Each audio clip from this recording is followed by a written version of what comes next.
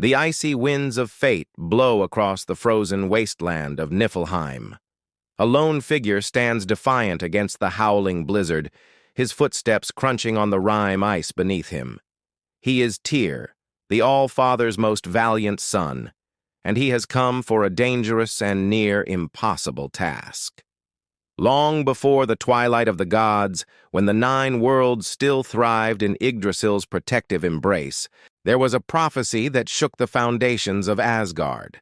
The 3 greatest Norns, Urd, Verdandi, and Skuld, met in secret to weave the threads of destiny, and what they foretold was not just the rise and fall of men, but the downfall of the gods themselves. They saw the approach of the monstrous wolf Fenrir, destined to devour Odin and bring chaos to the cosmos. Odin, the supreme ruler of the Aesir, was troubled by this grim prophecy.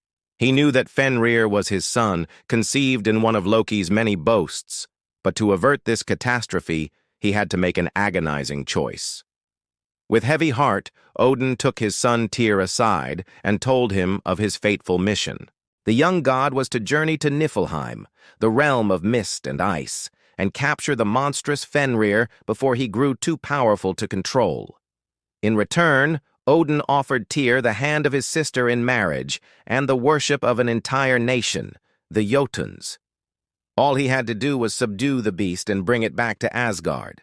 It seemed like an easy task for a god, except for one small detail. Fenrir was no ordinary wolf.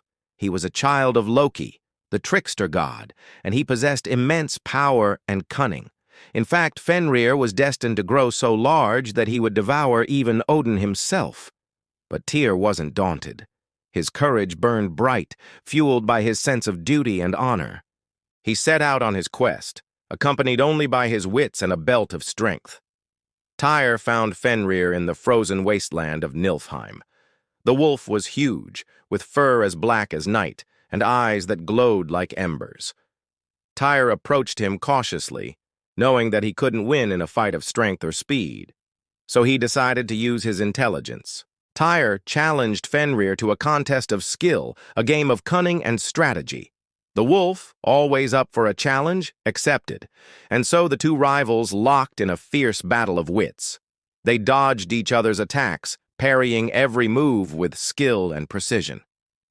But as the game went on, Tyr realized that he couldn't outsmart Fenrir forever. He needed a way to end the contest quickly if he was going to win. Suddenly, Tyr saw his opportunity. With a swift move, he took off his belt of strength and flung it over Fenrir's head. The wolf, unable to break free from the magical bonds, roared in frustration. Tyr had won, but his victory was short-lived. For as the prophecy foretold, Fenrir's anger knew no bounds. He struggled against his bonds, his eyes blazing with rage. Then, with a mighty effort, he broke free and charged at Tyr, fangs bared, ready to devour his insolent captor. But Tyr stood firm, unafraid. He knew that his father had given him only one chance to subdue the beast, and so, summoning all his strength, he hurled his spear at Fenrir. The weapon found its mark, piercing the wolf's thick hide and bringing him down. But as Fenrir fell, Odin appeared, his expression grave.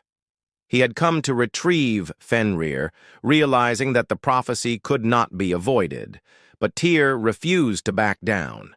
He had come too far to give up now. So he stood defiant, challenging his father to let him finish the job. Odin was moved by his son's bravery and determination, and so he made a deal. If Tyr could bind Fenrir with magical bonds, he would allow him to keep the wolf as his own. And so Tyr, with the help of some dwarven blacksmiths, crafted a pair of shackles that could hold the monstrous wolf. When Fenrir tried to break free, he found himself trapped. The wolf struggled, but the chains held fast. And in that moment, Odin kept his word and allowed Tyr to keep Fenrir as his own. Thus, Tyr, the fearless god, conquered fate itself and brought the monstrous Fenrir under his control. Yet even in his triumph, he knew that the cost of his victory was great, for he had defied the Norns and altered the course of destiny. Now the prophecy remained in doubt, and the future of the 9 worlds hung in the balance.